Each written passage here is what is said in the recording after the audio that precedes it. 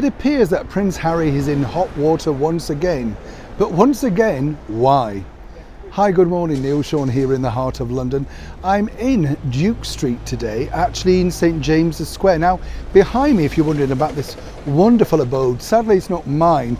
This is Chatham House, and this was the former residence of three pivotal prime ministers, in fact. We had Gladstone, Pitt and Derby, and they all lived here. This was sort of pre-number 10 Downing Street. This was the place that you got to live in if, of course, you became Prime Minister of England. As I often say here on the show, it's marvellous just wandering around London. We have these wonderful things called blue plaques, and they basically tell you who lived there, the duration, and what they did. You learn so much history. I often wonder, though, if you have a blue plaque and you think to yourself, I've moved into this house, you have to get used to people just gawping in at your windows and thinking, oh, did they live there? But this particular house itself is magnificent and is now partly a museum as well. So you can get a peek inside as to what life was like during the halcyon days pre-number 10. Of course, as time moves on, not everybody remembers these great former politicians and prime ministers for what they did. But of course, time does move on. And of course, this was pre-real, if you think about it, main pictures, movies, that sort of stuff. So of course, memories do fade. But time is moving on and we have to get back to your big royal story coming out of London today. Well, as we know, Prince Harry was back in the limelight and is back in the limelight, this time, of course, cruising around New York City like the celebrity couple that they are. As we often say here on the show, they're ex-royals. But it does seem, when you watch all of the footage of them arriving in New York for that charity event, lose the word loosely, they do seem to love the limelight. I find it amazing, really, when you think about it, because Prince Harry and Meghan basically said they could live a quiet life, move away from all of that, and Harry couldn't stand all the photographers, the paparazzi, yet they seem to place themselves within the boundaries of that, making sure people can see them, and of course engaging with the media that they claim to hate so much.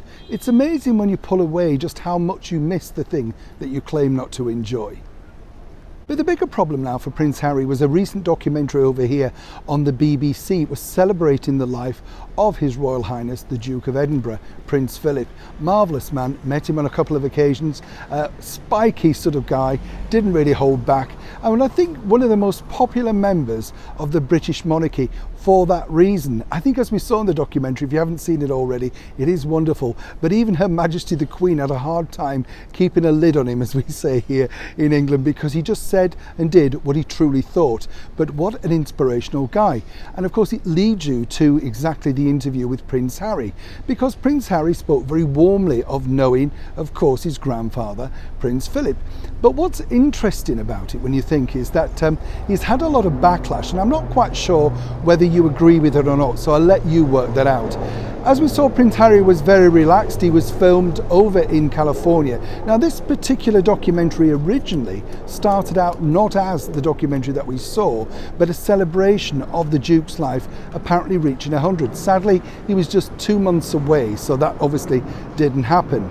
But what a lot of people could not really reconcile with was this.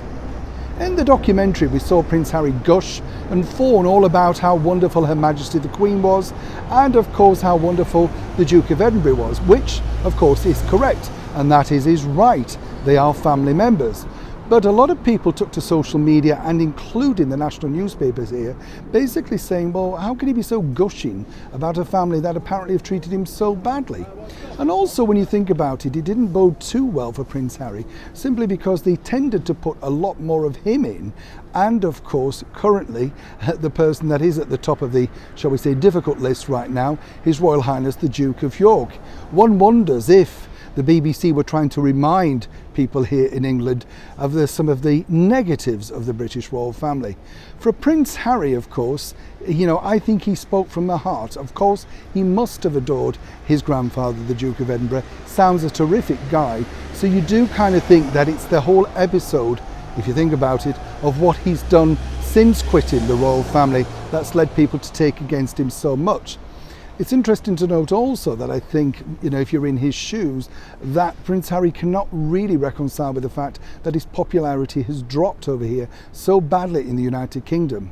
A lot of people are saying also that he really shouldn't have been included. And when you think about it, it's odd, isn't it, that Catherine, Duchess of Cambridge, wasn't included, yet she built an incredibly close relationship with him.